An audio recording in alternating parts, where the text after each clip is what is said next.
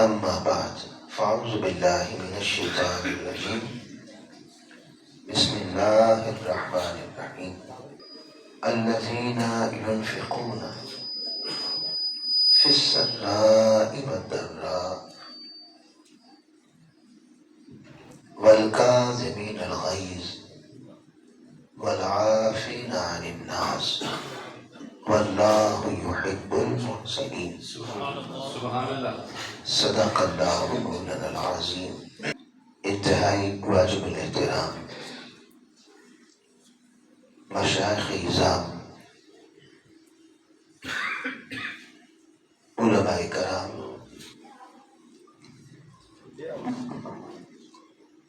مہمانان گرامی قدر، سورہ آل عمران کی آیت نمبر 134 عنوان گفتگو کے طور پر بیان کی ہے، تلاوت کی ہے۔ یہاں یہ بات سمجھنے کے لیے ہم نے موضوع کیوں رکھا، اس کی ایک بنیادی وجہ تو یہ ہے کہ اس وقت پورے معاشرے کو ہم اگر ابھی ایک نگاہ سے دیکھیں، سارا معاشرہ الا ماشاء اللہ اخلاقی اور تربیتی زوال کا شکار ہے۔ ذہن منتشر ہے، لڑائی جھگڑے فسادات عام ہو رہے ہیں،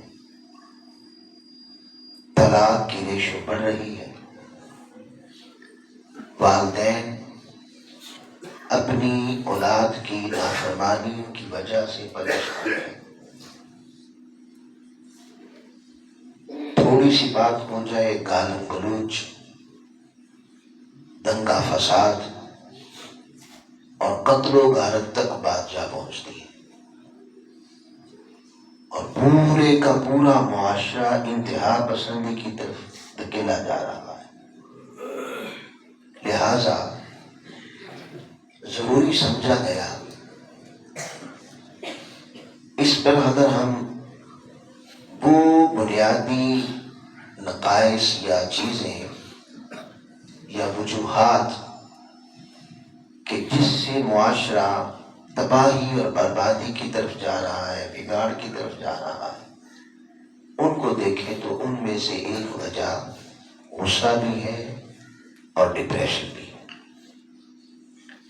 تو لہٰذا یہ ضروری سمجھا گیا کہ اس سے اویئرنیس اس کے متعلق پیدا کی جائے تاکہ اس بڑھتے ہوئے بگاڑ کو روکا جا سکے۔ اور دوسرا، ہم اپنی زندگی اللہ کی رضا کے مطابق ڈال سکیں۔ ہم اپنی گفتگو میں پہلے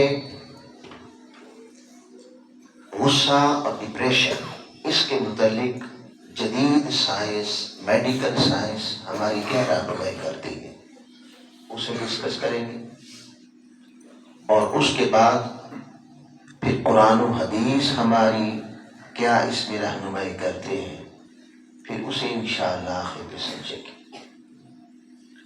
یہاں ایک بات سمجھ لیں، غصہ از خود کوئی بیماری نہیں ہے۔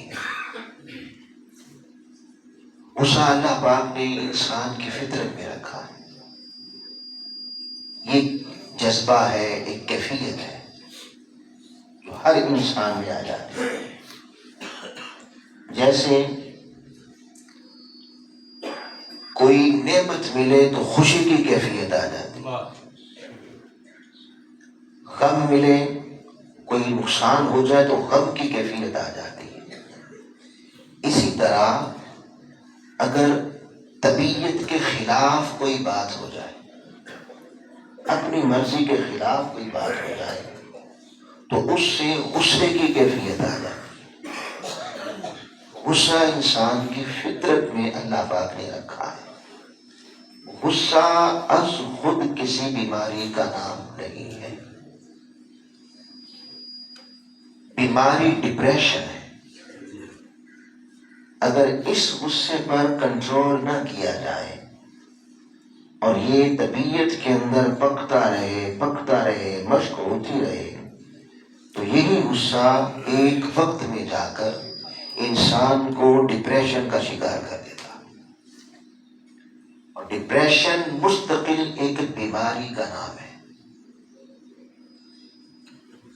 وہ بیماریاں جنہوں نے اس وقت پوری انسانیت کو اپنی لپیٹ میں لے رکھا ہے، جیسے شوگر ہے، جیسے ہائی بلڈ پریشر ہے، ہارٹ اٹیک بھی آ رہے ہیں، اسی طرح ڈپریشن بھی وہ بیماری ہے جس نے پوری دنیا کو اپنی لپیٹ میں لیا. غصہ اگر کنٹرول رہے تو بندہ ڈپریشن کا شکار نہیں ہوتا. یا ایک اور چیز بھی ہے، سٹریس، ذہنی تناؤ.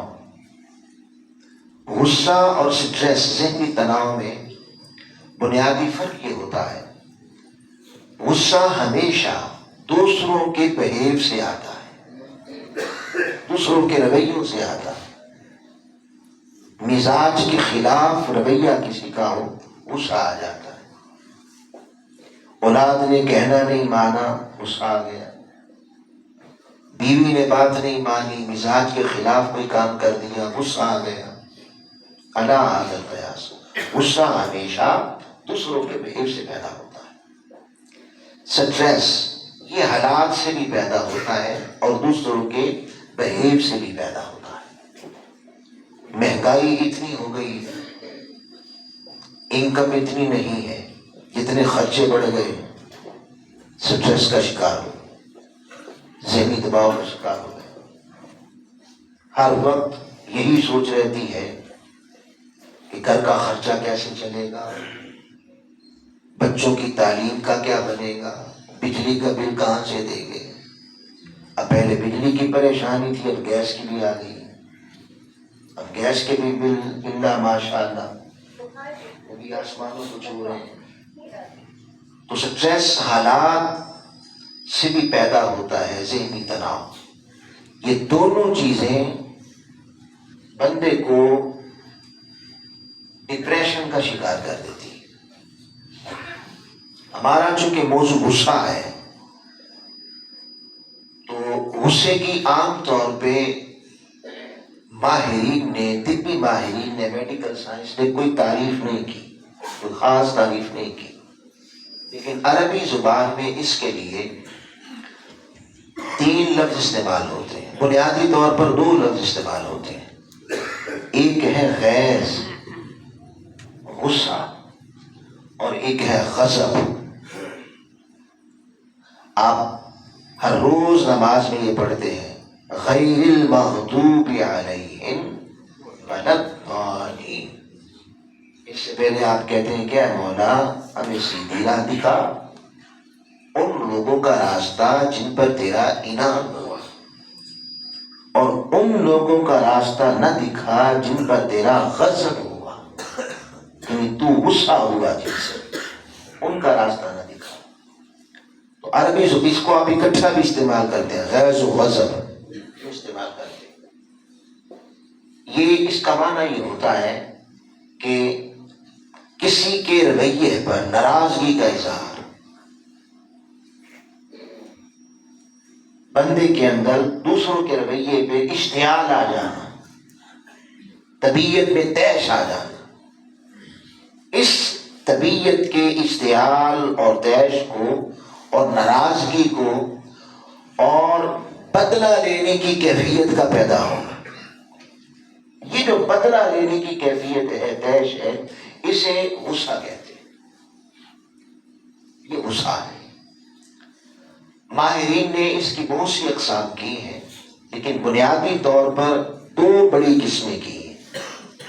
یعنی وہ غصہ جو معاشرے کو تباہ کرتا ہے، بگاڑ کا شکار کرتا ہے،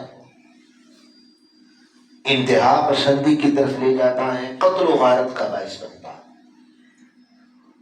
اور خود غصہ کرنے والے کی شخصیت کو تباہ و برباد کر دیتا ہے. اس غصے کی دو قسمیں کی ہیں۔ ایک ہے پیسو اینگر، غیر فعال غصہ۔ یہ غصے کی وہ کیفیت ہوتی ہے کہ جب انسان کے مزاج کے خلاف، طبیعت کے خلاف کوئی کام ہو گیا تو غصہ آیا، مگر وہ غصہ نکالا نہیں، اندر دبا گیا۔ جس وقت غصہ آیا، جس رویے پہ آیا، جس پر آیا، اس کے ساتھ کمپرومائز کر گیا، اندر دبا لیا، اور اندر دبا کے اسے بدلے کی آگ میں آگ بنانے لگا اور سوچنے لگا یہ جو میرے اس وقت اس نے زیادتی کی ہے، میرے ساتھ ظلم کیا ہے، میری بے عزتی کی ہے، میں بھی کسی وقت اس سے اس زیادتی کا بدلہ لوں گا۔ اندر پکتا رہتا ہے۔ ماہرین کے مطابق یہ غصہ خارجی سطح پر، معاشرتی سطح پر اتنا نقصان دہ نہیں ہوتا، کیونکہ غصہ آیا، گالی گلوچ نہیں کی، دنگا فساد نہیں کیا، قتل و غارت نہیں کی، پی گیا، اندر پڑنے لگا۔ تو یہ غصہ معاشرتی سطح پر یا خارجی سطح پر اتنا نقصان نہیں دیتا، لیکن داخلی سطح پر غصہ کرنے والے کی شخصیت کو برباد کر دیتا۔ اور یہاں یہ بات یاد رکھ لیں کہ غصہ بہرحال، بہر صورت غصہ کرنے والے کو ہی نقصان دیتا۔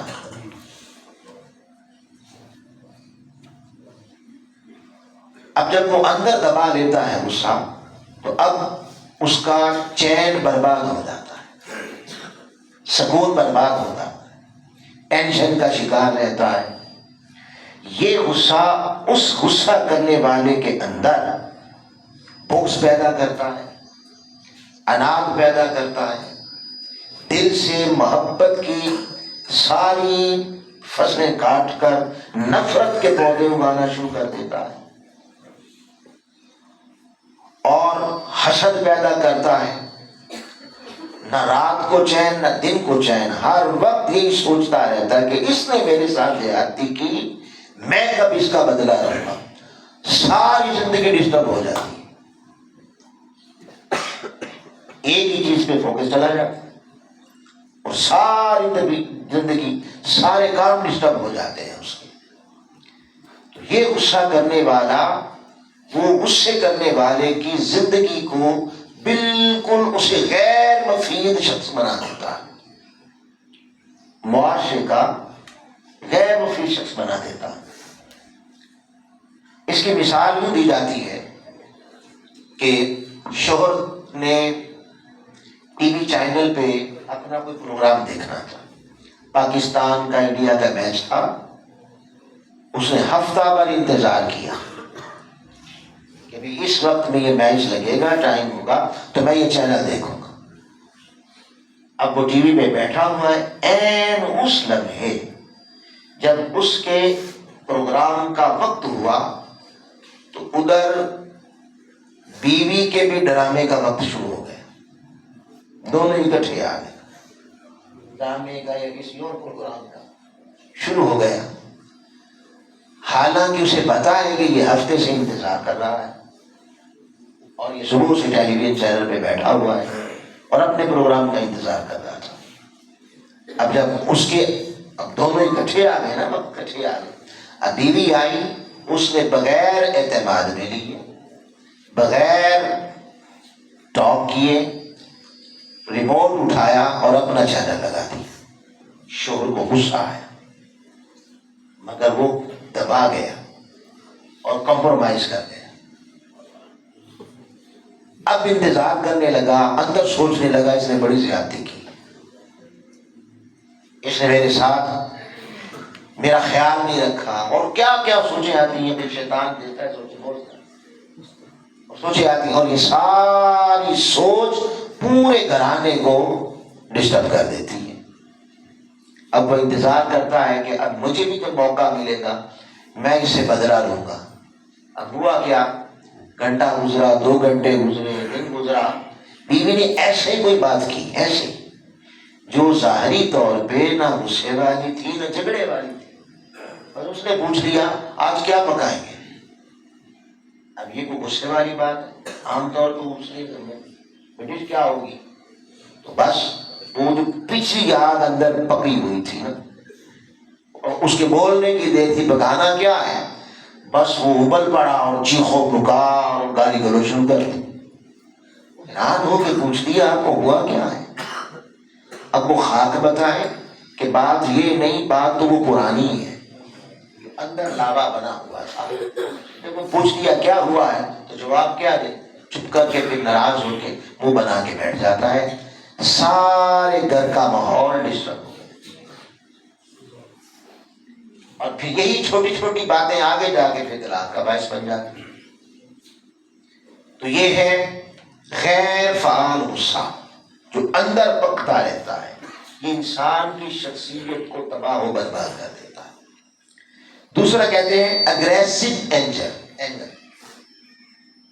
فعال غصہ، یہ اس کے برعکس ہے کہ جو ہی مزاج کے خلاف بات ہوئی، دوست نے کی، اولاد نے کر دی، والدین نے کر دی، شوہر نے کر دی، بیوی نے کر دی، بھائی نے کر دی، بہن نے کر دی، کسی نے کر دی، مزاج کے خلاف بات ہوئی، اسی وقت غصہ آیا، اور غصہ آتے ہی کنٹرول نہیں کیا، اٹیک کر دیا، گالی گلوچ شروع کر دی، دنگا فساد شروع کر دیا۔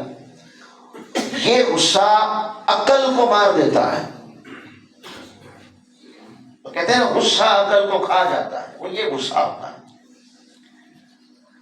اور جب یہ غصہ ہیپر ہو جاتا ہے، اس کے ذہن پہ چھا جاتا ہے، اس کی عقل کو گرفتار کر لیتا ہے، عقل مر جاتی ہے، تو پھر اسی غصے کے تحت بسا اوقات قتل و غارت بھی ہو جاتی ہے۔ ہم سنتے رہتے ہیں نا، بیٹے نے باپ مار ڈالا، بیوی نے شوہر مار ڈالا، شوہر نے بیوی مار ڈالی، بہن نے بھائی اور بھائی نے بہن مار ڈالی۔ اس کے پیچھے کوئی پلان نہیں ہوتا بیٹے کا کہ میں نے باپ کو مارنا ہے، بس غصہ آیا اور عقل اتنی جاتی رہی اور غصہ اتنا غالب ہو گیا کہ اسی غصے میں اس نے حملہ کیا اور مار دیا۔ یہ غصہ ماہرین کے مطابق معاشرے میں بڑی تباہی لاتا ہے۔ اسی غصے سے فسادات ہوتے ہیں، اسی غصے سے گالی گلوچ اور انتہا پسندی ہوتی ہے، اور اسی غصے سے ہمیں دن رات جو قتل و غارت کبھی سننے کو ملتی ہے اور کبھی دیکھنے کو ملتی ہے، اس کا مؤلف بھی یہی کیا۔ یہ دونوں قسم کے غصے اگر ان کا سد باب نہ کیا جائے اور غصہ کرنے والا ان پہ کنٹرول نہ کرے، تو یہی غصہ پھر انسان کو آگے جا کر جب اندر پکتا رہتا ہے، پریکٹس ہوتی رہتی ہے، تو یہی غصہ جا کے پھر انسان کو ڈپریشن کا شکار کر دیتا ہے۔ اور جب ڈپریشن کا شکار ہوتا ہے تو ڈپریشن باقاعدہ ایک مستقل بیماری ہے، پھر وہ بیمار ہوتا ہے۔ اس لیے آقا علیہ السلام اکثر و بیشتر اپنے غلاموں کو، اکثر و بیشتر آقا علیہ السلام غصہ سے منع کیا کرتے تھے۔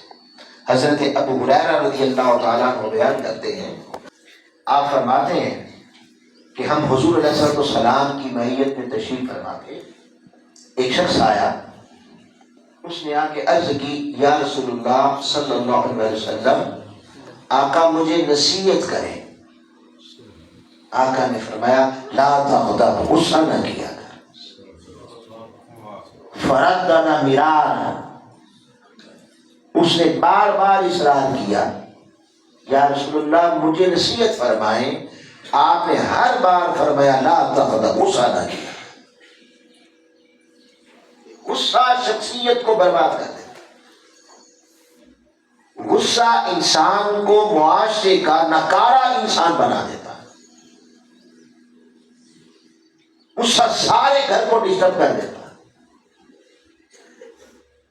غصہ کرنے والا ایک شخص ہوتا ہے مگر اس سے جتنے رشتے جڑے ہوتے ہیں اس کے غصے کی وجہ سے سارے رشتے ہی ڈسٹرب ہو جاتے ہیں، پورا خاندان ڈسٹرب ہو جاتا ہے.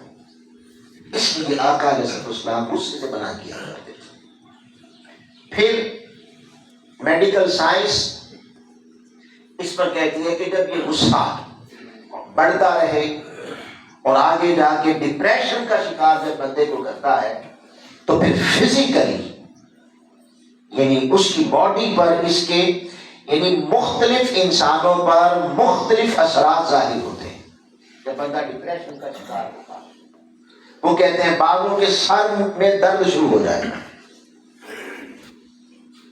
اور یہ سر درد کس طرح کا ہوگا کہ جب سر درد ہوا وہ جیسے محلے کے عطائی ڈاکٹر ہوتے ہیں اس کے پاس گئے، اس نے پیناڈول دے دی یا کوئی اور سر درد کی گولی دے دی، وہ کھائی، جب تک اثر رہا آرام آ گیا، اس کا جو ہی اثر ختم ہوا میڈیسن کا پھر سر درد شروع ہو گیا.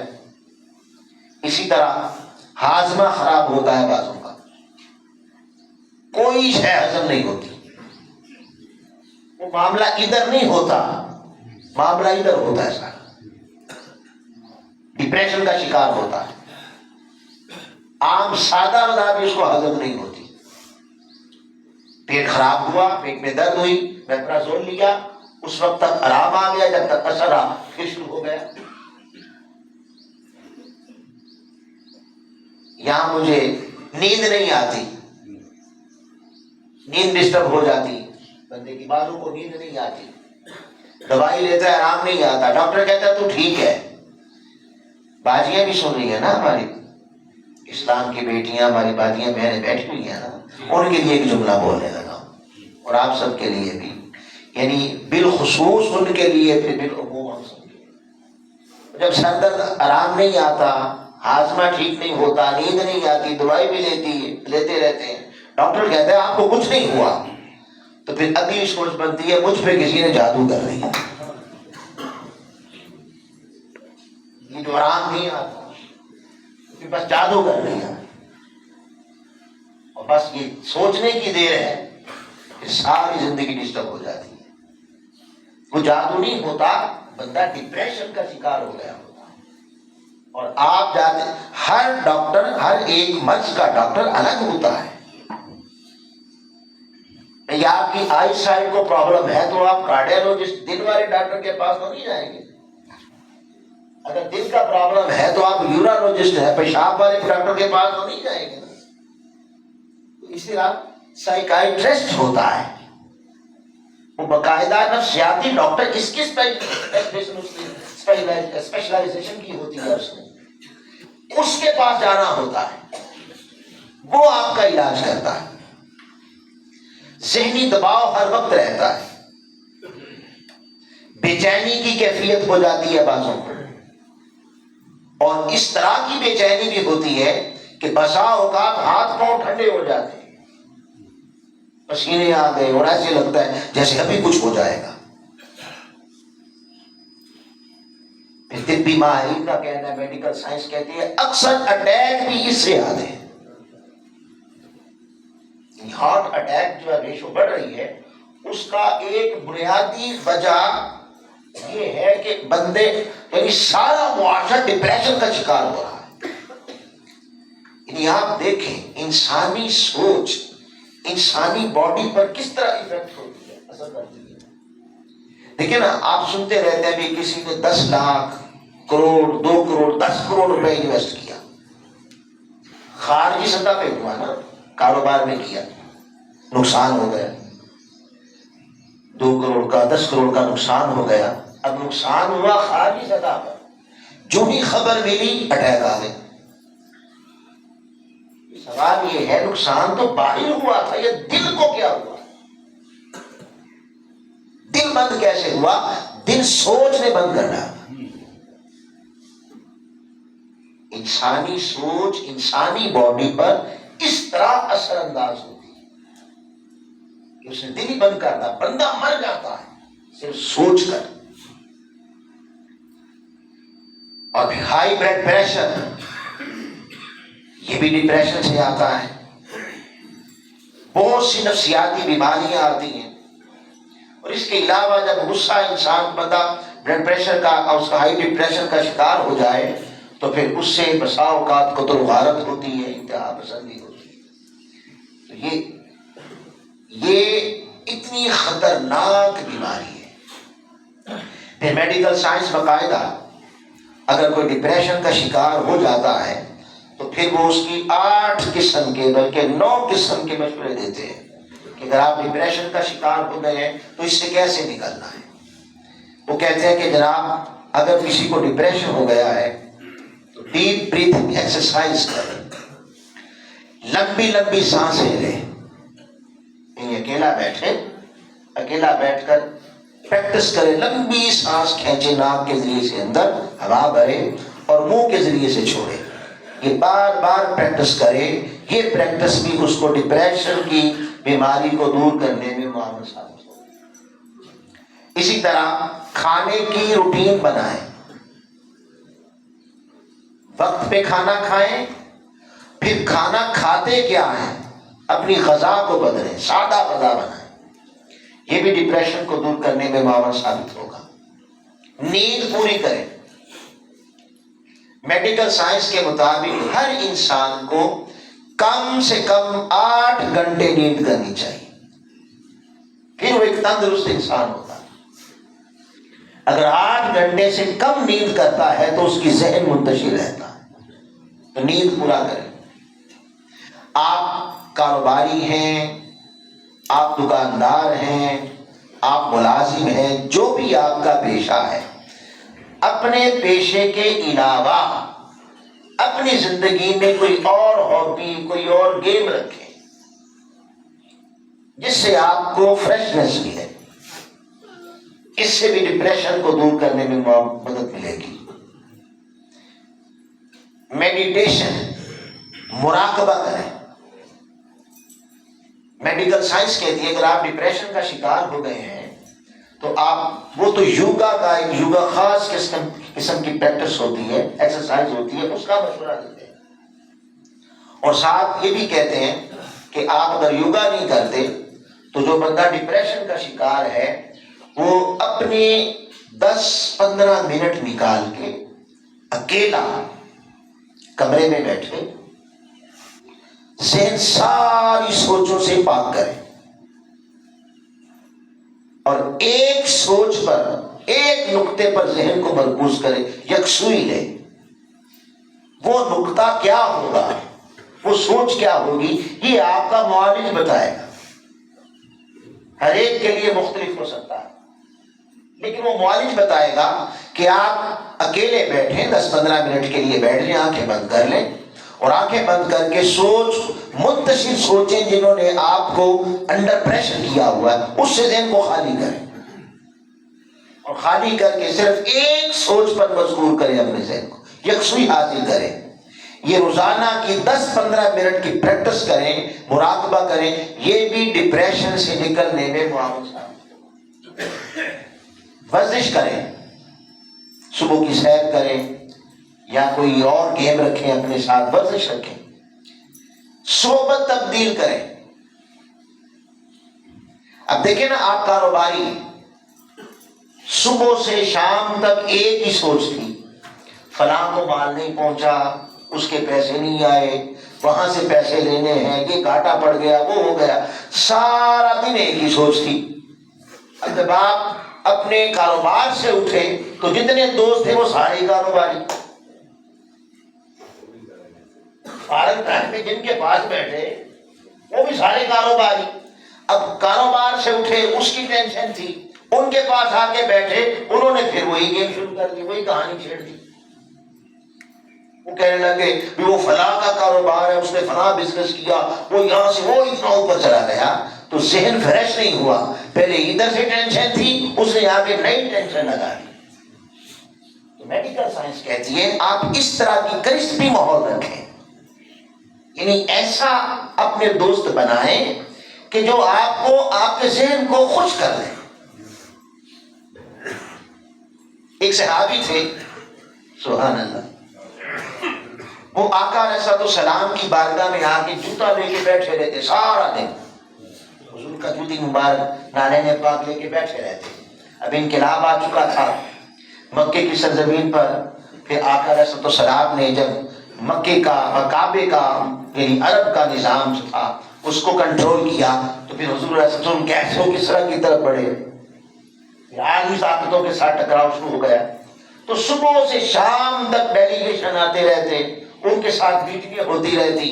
کبھی کسی کے ریاست کے متعلق میٹنگ ہے, کبھی کوئی مطلب مختلف قسم کے امور ہوتے رہتے. سارا دن آقا علیہ السلام یوں سارے ڈیلیگیشن کو ڈیل کرتے کرتے گزر جاتے. جب سب فارغ چلے جاتے, فارغ ہو جاتے, وہ صحابی آتے حضور علیہ السلام کو کوئی ایسی بات کرتے کہ حضور مسکرا دیتے, ہنستے. کبھی کوئی لطیفہ سنا دیتے. صحابہ نے کہا یہ تم کیا کرتے ہو, لطیفے سنانا شروع کر دیتے ہو آقا کو. وہ کہتے سارا دن میرے محبوب کو یہ سارے پریشان کر دیتے, صبح سے شام تک ان کے ساتھ ڈیلنگ چلتی رہتی ہے. کبھی داخلی سطح کے مسائل, کبھی خارجی سطح کے مسائل, ریاستی امور, کبھی فنا. اس میں میرا محبوب پریشان رہتا ہے. پھر اس سے میرے دل پہ بوجھ آتا ہے. میں چاہتا ہوں میں سارا بوجھ اتار دوں. میں آپ کو لطیفہ سنا دیتا ہوں, آپ خوش ہو جاتے ہیں, وہ سارا بوجھ اتر جاتا ہے. وہ تحفے لا کے دیتا حضور کو صلی اللہ علیہ وسلم. آقا علیہ السلام کو پنیر پسند تھا, شہد پسند تھا. وہ کبھی شہد لے آتا, حضور یہ آپ کے لیے تحفہ لایا. کبھی پنیر لے آتا, حضور آپ کے لیے تحفہ لایا. کبھی کوئی چیز لے آتا اور ادھار لاتا. اور جب وہ قرض دار قرض کا مطالبہ کرتا پھر اسے بھی لے کے آ جاتا. آقا پوچھتے بھی یہ کون ہے, تو کہتا حضور وہ جو فلاں دن آپ کو میں نے شہد نہیں دیا تھا تحفے کے طور پہ, وہ اس سے ادھار لیا تھا. اور پھر یہ بھی پیسے مانگ رہا ہے حضور, اب پیسے بھی ہم دے دیں. حضور مسکرا پڑے, پیسے نہیں دے دیتے. کس بھی ماحول ہونا چاہیے, یہ صحبت ایسی رکھیں کہ جہاں آپ بیٹھیں تو وہ سوچ وہ باتیں بالکل ایسی ہو جو آپ کے ذہن کو تازہ کر دیں. صحبت کو بھی بڑا عمل دخل ہے آپ کو ڈپریشن کا شکار کرنے اور ڈپریشن سے نکالنے. تو پھر میڈیکل سائنس پھر کہتی ہے کہ اس کے ساتھ ساتھ باقاعدہ آپ پھر کسی اسپیشلسٹ کے ساتھ ملیں اور کسی سائیکائٹرسٹ جو اس کا نفسیاتی ڈاکٹر ہے اس کے ساتھ ملیں. سائیکائٹرسٹ ہوگا, وہ آپ کو مشورہ دے گا اور باقاعدہ آپ کو دوائی دے گا. میڈیسن کھائیں, وہ میڈیسن لینی پڑے. جیسے شوگر کنٹرول نہیں ہوتی میڈیسن کرتی ہے, جیسے بلڈ پریشر کنٹرول نہیں ہوتا میڈیسن کرتی ہے. اسی طرح منتشر ذہن جو ڈپریشن کا شکار ہو جاتا ہے وہ بھی اس وقت تک کنٹرول نہیں ہوتا جب تک آپ اس کی میڈیسن یوز نہیں کرتے. وہ یوز کرنی پڑے گی. تو یہاں تک میں نے آپ کو جدید سائنس اور میڈیکل سائنس کے کا جو سارا مشاورت ہے وہ آپ تک کی ہے تاکہ اس سے اویئرنیس آنی چاہیے. بجوز اس کے کہ آپ کسی جادوگر کے علاج کرواتے کریں, اگر آپ کسی ڈاکٹر کے پاس چلے جائیں تو وہ آپ کا علاج کر دے گا. یہ ہوتا ہے. مگر آئیے یہاں ایک بات سمجھ لیں, میڈیکل سائنس آپ کو اس وقت تک ڈیل نہیں کرتی جب تک آپ مریض نہیں بنتے. کیا بات. آپ ڈاکٹر کے پاس جائیں نا, اسے کہیں مجھے مرض ہی کوئی نہیں ہے, وہ آپ کو ڈیل نہیں کرے گا. وہ کہتا نہیں پہلے مرض لے کے آ, پہلے مرض لے کے آ, دوائی پھر ملے گی.